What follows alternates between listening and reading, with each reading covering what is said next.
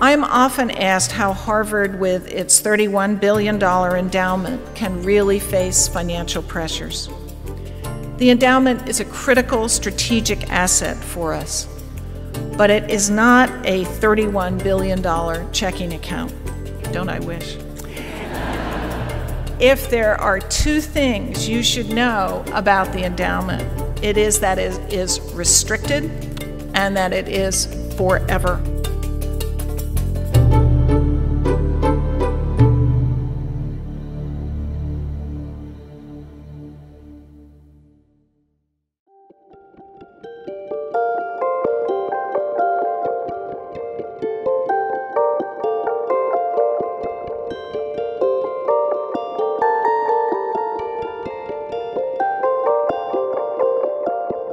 The endowment has grown from the very earliest times of Harvard's existence in the 17th century. It's a sacred trust. People have been contributing to this endowment for almost 400 years with the commitment to making Harvard as close to immortal as any earthly institution might be. And that means we have the endowment for a short period of time, but it really belongs both to those who preceded us and those who follow us.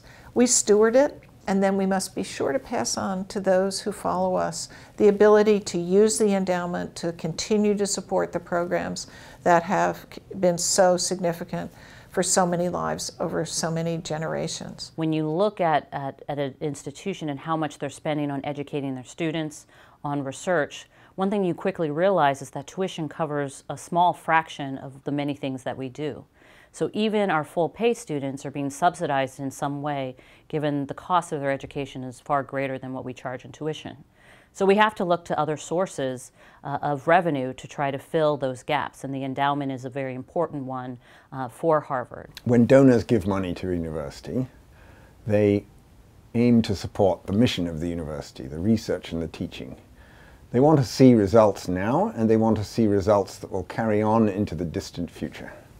So I like to use the phrase vigorous immortality. What is an endowment? It's a promise to donors that there will be vigorous immortality for their financial gift. Vigor refers to the spending we can do now, the impact we can make now. Any donor is going to want to see results today, and the university community and the public are going to want to see results today.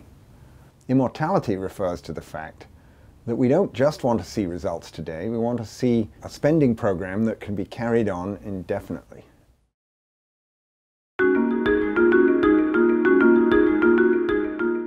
I think most people don't understand that the endowment does not exist as a singular entity.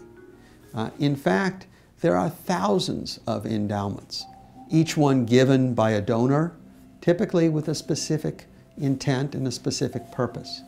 And the money is not fungible.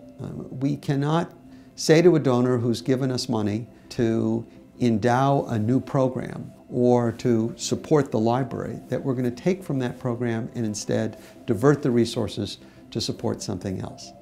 We've made commitments to those who've entrusted these funds to us. So the biggest misconception I think that people have about the endowment is that it is one giant fund. It's not.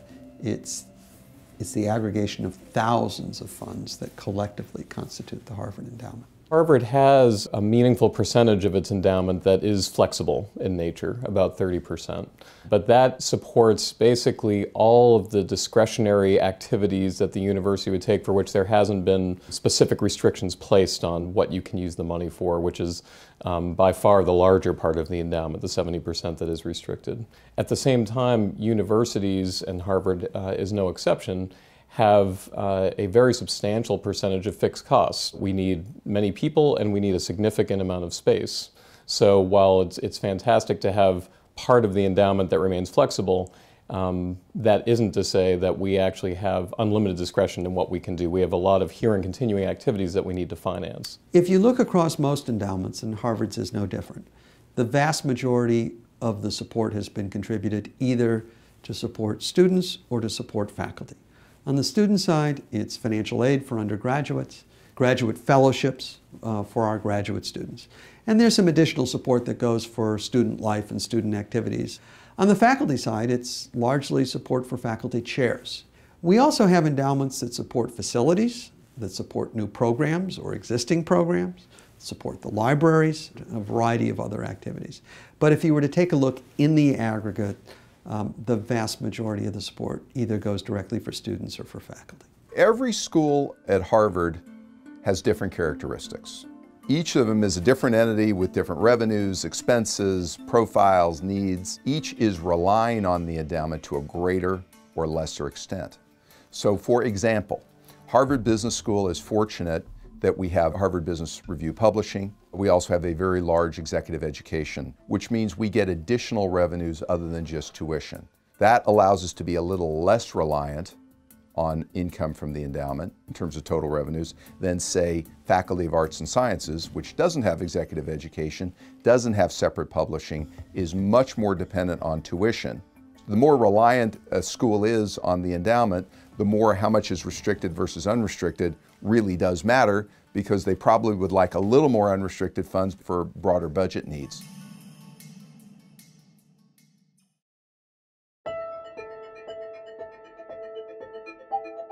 One very simple policy would be to spend the same fraction each year. The problem with that policy is that it would imply tremendous volatility in the dollar spending that comes into the budget each year. It would be pleasant perhaps on the upside if the endowment goes up by 25% to suddenly have all budgets increase by 25% in a single year. It would be far more painful on the downside when the endowment falls 25% to have to cut the budget that much in a single year. That would be simply catastrophic. So rather than experience that kind of volatility in budgets, what universities almost universally do is smooth their spending. They make reference to the value of the endowment and they aim to spend a certain fraction of that in the long run. But as the endowment moves from year to year, the adjustment in the dollar spending is gradual.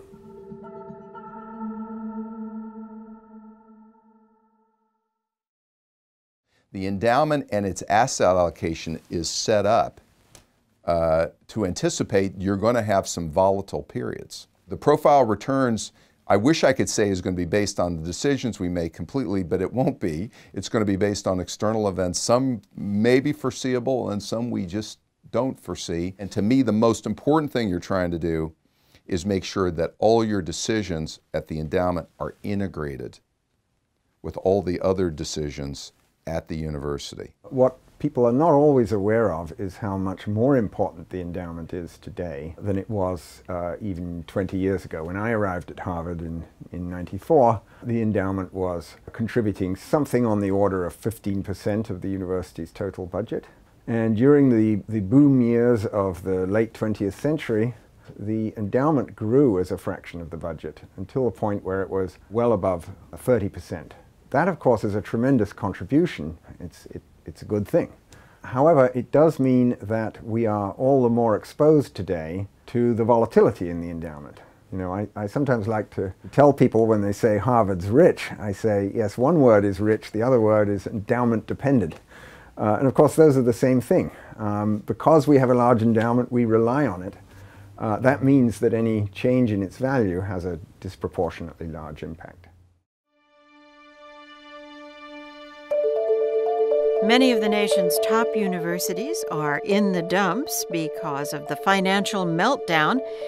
Even Harvard University, which has by far the largest endowment of all universities. Welcome back. Harvard University is breaking tradition and changing its investment strategies. Well, there were certainly a number of lessons learned and observations that are very valuable coming out of the financial crisis. Harvard suffered a significant loss in the investment portfolio of the endowment, and that, of course, put pressure on the finances of the university.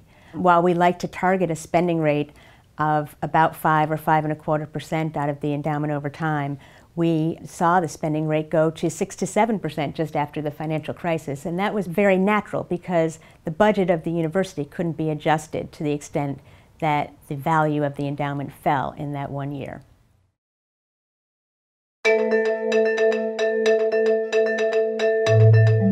Anytime you're talking about the endowment, all the myriad of decisions you make, those have to be in the context, again, of what's the university trying to do? What are the other financial challenges the university faces?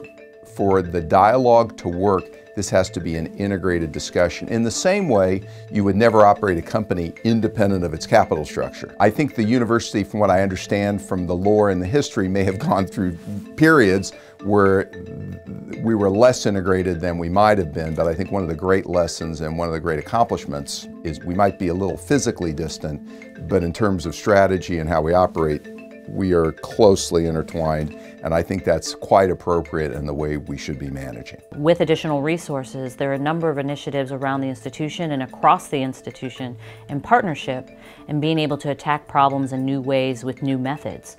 This is particularly important given the fact that research funding is being attacked and being reduced in so many other ways. And so it'll be important for the institution to be able to use part of its endowment to pursue those ends in a way that many other institutions are not going to be able to do. I think if we can continue to be creative, not just in our intellectual endeavors, but also in thinking about how we can have a greater influence on the world, that there's no limit to what we can do. But we also have to be clear-eyed and hard-headed in thinking about tough choices that we have to make here, today. We can't wish them away. The circumstances that we find ourselves dealing with right now are circumstances that every other college and university is also facing. As we think about higher education at this moment in time, we can see a future in which there are many changes that are going to occur.